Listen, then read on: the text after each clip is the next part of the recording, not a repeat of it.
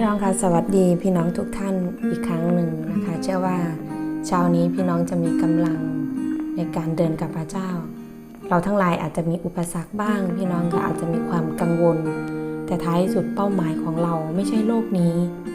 เป้าหมายของเราคือโลกหน้าพี่น้องคะเช้านี้เช่นกันเป้าหมายของเราทั้งหลายอยู่ในพระเจ้าเอเมนไหมคะพี่น้อง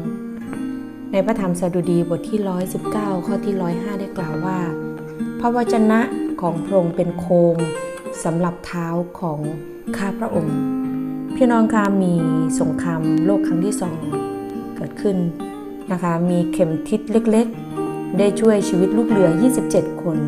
ที่อยู่ห่างจากชายฝั่งของทะเลเป็นระยะทาง480กิโลเมตร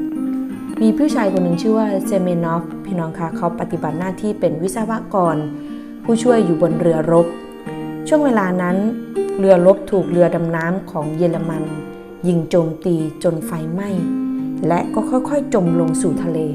เซเมนอฟซึ่งเป็นวิศวกรพี่น้องคะและลูกเรือของเขาได้หย่อนเรือกู้ชีพที่ติดตั้งเข็มทิศลงสู่ทะเลและใช้เข็มทิศนำทางไปสู่เส้นทางเดินเรือใกล้กับชายฝั่ง3 วันต่อมาพี่น้องคะลูกเรือทั้ง27คนของกลุ่มนี้ได้รับความช่วยเหลือเพราะเข็มทิศเล็กๆพี่น้องที่รักคะผู้เขียนพระธรรมสดุดีเตือนคนของพระเจ้าว่าพระคำของพระองค์เป็นเหมือนเข็มทิศที่เชื่อถือได้โดยเปรียบเหมือนโคมส่องทางในยุคนั้นมีเพียงแสงจากตะเกียงน้ำมันเท่านั้นที่ส่องสว่างเพียงพอให้ผู้เดินทางมองเห็นย่างก้าวต่อไปได้สำหรับผู้เขียนพระธรรมสดุดีแล้วพี่น้องคะพระวจนะของพระเจ้าเป็นตะเกียงที่ส่องสว่างแก่ผู้ที่กำลังเดินตามทางของพระเจ้าเมื่อผู้เขียนสดุดีเดินไปในความมืดบนเส้นทางชีวิตที่สับสนที่วุ่นวายที่มีแต่ปัญหาพี่น้องคะผู้เขียนสดุดีเชื่อว่าพระเจ้าจะทรงจัดเตรียมหนทางให้กับท่านผ่านการทรงนำจากพระวจนะของพระเจ้าพี่น้องที่รักคะเมื่อเราทั้งหลายหลงทางแห่งชีวิตให้เราไว้ใจในพระเจ้าว่าพระองค์จะทรงเป็นผู้ประทานพระคำของพระองค์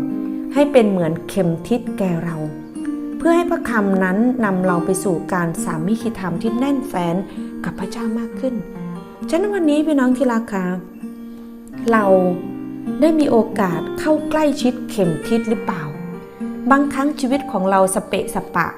เราไม่รู้จะไปทิศทางไหนเพราะเราไม่มีเข็มทิศแห่งพระวจนะ